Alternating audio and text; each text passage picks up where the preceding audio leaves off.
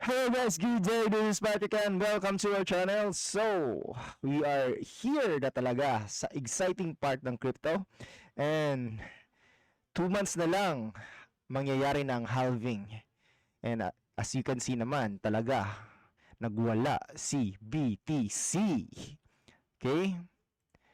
Bitcoin is around 3.4 million pesos na po guys. And pag once ma-break niya yung all-time high niya at magsa-sideways yan, sigurado ako, lahat ng mga layer 1 at mga alternative coins na yan ay magsisitaasan. Okay? So, ngayon, tuturuan ko kayo kung paano tayo bibili ng Pulse Chain using this decentralized application, the Spark Swap.xyz. So, ito ay decentralized app, and this is a exchanger na decentralized. Okay? Wala na tayong gagamitin na email, password. Only our decentralized wallet. So right now I'm using my Rabi wallet. Pwede naman MetaMask, okay? So tuturuan ko kayo kung paano tayo bibili ng Pulse Chain using this bridge. Okay?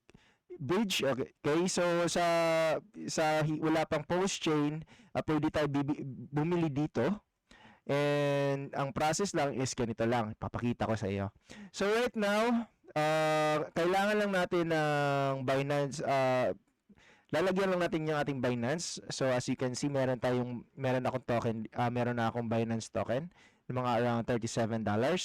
Okay? So yung gagawin lang natin is i-convert lang natin siya to DAI. Okay? Kasi sa Spark Swap, we need DAI to by Pulse Chain. So, yung gagawin lang natin is convert lang natin siya to DAI. So, here, I have a Binance, meron akong Binance token. I-convert ko lang siya to DAI.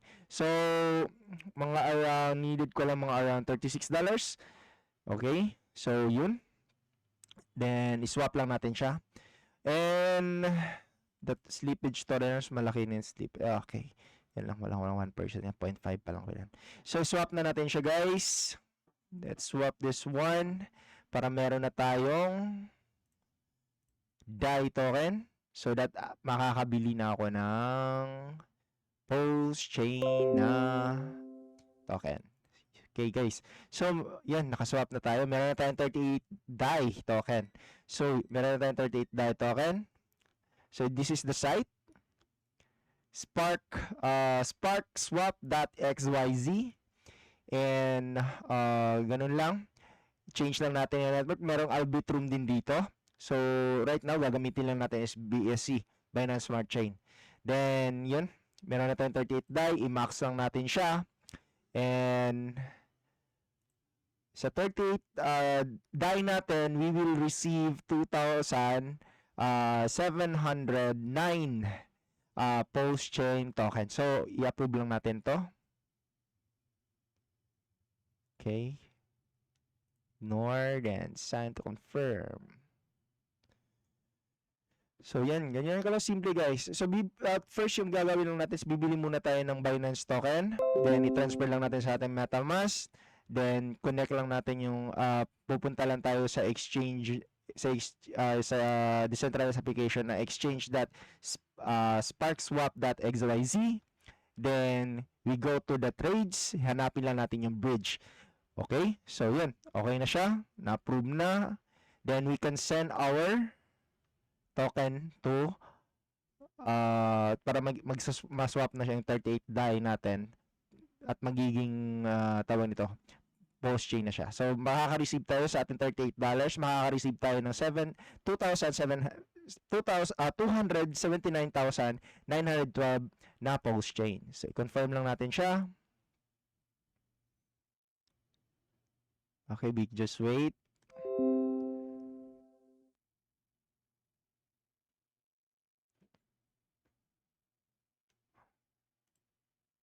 Okay, restart lang muna natin. Meron tayong technical problem, counting technical problem lang, no? So, we wait. X muna natin to. And let's see. Have you sent it na ba?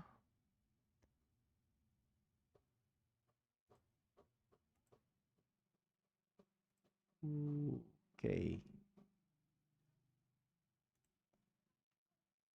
Okay na, nasend na natin siya. So, let's just wait.